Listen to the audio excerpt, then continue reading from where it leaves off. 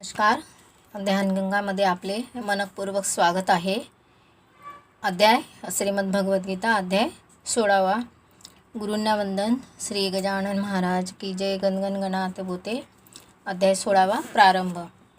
श्री भगवान म्हणाले, भयाचा पूर्ण अभाव, अंतःकरणाची पूर्ण निर्मळता, तत्त्वज्ञानाकरता ध्यानयोगात निरंतर दृढ स्थिती आणि सात्विक दान, इंद्रियाचे दमन, भगवान देवता आणि गुरुजनांची पूजा, तसेच अग्निहोत्र इत्यादी उत्तम कर्माचे आचरण, त्याचप्रमाणे वेदशास्त्राचे पठन पाठन, भगवंताच्या नामांचे गुणांचे कीर्तन, स्वधर्माचे पालन करण्यासाठी कष्ट सोचणे आणि शरीर इंद्रियासह अंतःकरणाची सरलता, काया वाचा मनाने कोणालाही कोणत्याही प्रकारे दुःख न देणे, यथार्थ व प्रिय भाषण, आपल्यावर अपकार करणाऱ्यावरही न रागावणे, कर्माच्या ठिकाणी कर्तेपणाचा अभिमानाचा त्याग, अंतःकरणात चंचलता नसणे, कोणाचीही निंदा वगैरे न करणे, सर्व प्राणीमात्राच्या ठिकाणी निर्हेतुक दया, इंद्रियाचा विषयांशी संयोग झाला तरी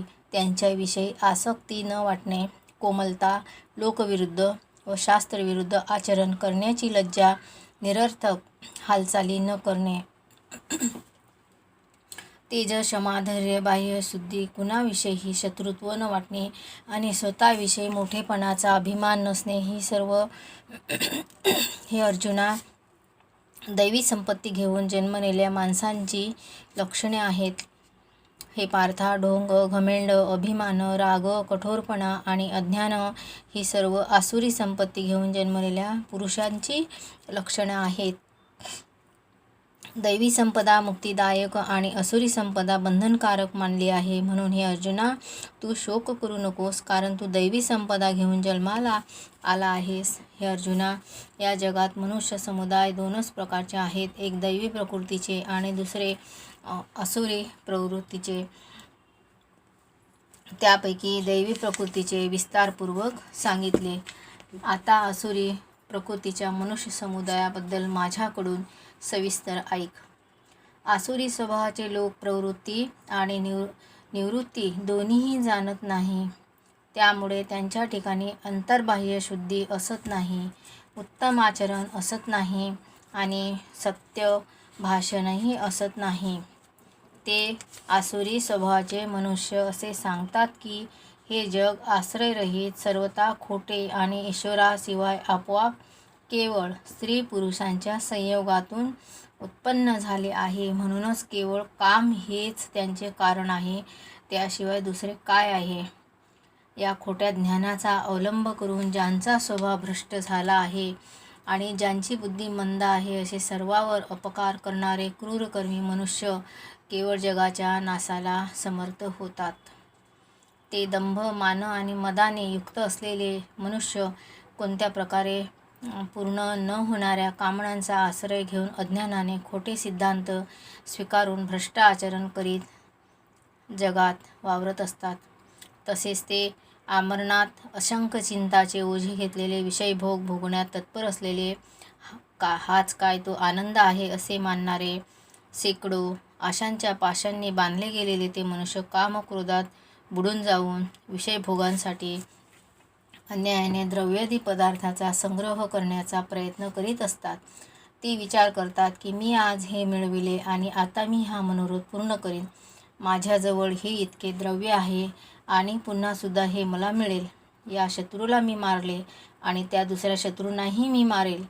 मी ईश्वर आहे, ऐश्वर्य भोगणारा आहे, मी सर्व सिद्धींनी युक्त आहे आणि बलवान तसा सुखी आहे. मी मोठा धनिक आहे आणि मोठ्या कुळात जन्मलेला आहे. माझ्यासारखा दुसरा कोण आहे.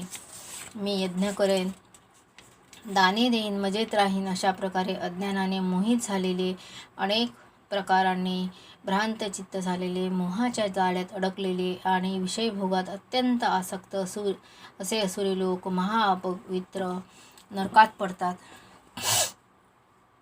ते स्वतःला श्रेष्ठ मानणारे घमेंडखोर लोक धन आणि मान यांच्या मदाने उन्मत्त होऊन केवळ नावाच्या यज्ञांनी पाखंडीपणाने शास्त्रविधीहीन यज्ञ करतात.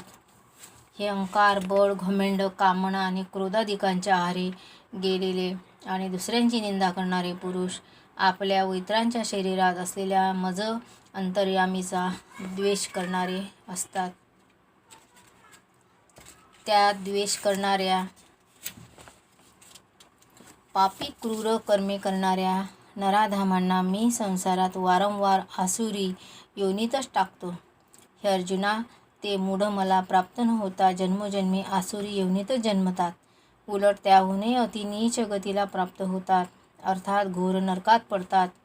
काम, क्रोध आणि लोभ ही 3 प्रकारची नरकाची दारे आत्म्याचा नाश करणारी, अर्थात त्याला अधोगतीला नेणारी आहेत. म्हणूनच त्या तिहीचा त्याग करावा. हे अर्जुना, या तिन्ही नरकाच्या दारापासून मुक्त झालेला पुरुष आपल्या कल्याणाचे आचरण करतो. त्याने तो परम गती मिळवतो, अर्थात मला येऊन मिळतो. जो मनुष्य शास्त्राचे नियम सोडून स्वतःच्या मनाला वाटेल तसे वागतो, त्याला सिद्धी मिळत नाही, त्याला परमगती मिळत नाही आणि सुखही मिळत नाही. म्हणून तुला कर्तव्य आणि अकर्तव्य यांची व्यवस्था लावण्यास शास्त्रच प्रमाण आहे, असे जाणून तू शास्त्रविधीने नेलेले कर्मच करणे योग्य आहे.